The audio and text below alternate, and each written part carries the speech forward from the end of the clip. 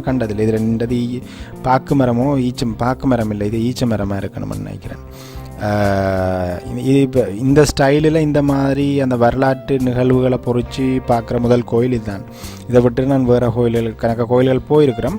But இந்த கோயிலில் தான் முதல் முறை இந்த மாதிரி வரலாற்று நிகழ்வுகள். ஸோ பெரும்பாலான கோயிலில் வந்து அந்த சிலுவை பாதை, அந்த சிலுவை ஸ்தலங்களை தான் கோயிலுக்குள்ளே பதிச்சிருப்பாங்க. இது கோயிலுக்கு வெளியே இந்த வரலாற்று நிகழ்வுகளை பதிச்சிருக்கிறாங்க. வாசிச்சன் நல்லா இருந்தது. ஹிஸ்ட்ரியில் படித்த சில விஷயங்கள் எல்லாம் இருந்தது, படிக்காதக்கான விஷயங்களும் இருந்தது.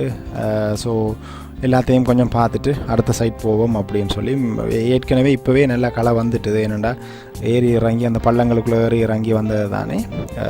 காலை சாப்பாட்டோட மட்டும் இன்னும் மதியம் சாப்பிடவும் இல்லை. இறங்குனாங்க. பார்த்தீங்கன்னு சொன்னால் இதெல்லாம் அந்த ஈச்ச மரம் உங்களுக்கு தெரியும். எங்களோட இன்னொரு வீடியோவில் நாங்கள் அந்த தலைமன்னாருக்கு போகிற வழியில் நாங்கள் ஒரு சம்பாவில் கோயிலுக்கு போகிற வழியில் அந்த ஈச்ச மரம் காட்டுக்குள்ளே ஈச்ச மரம் பிச்சை எக்ஸ்பீரியன்ஸ்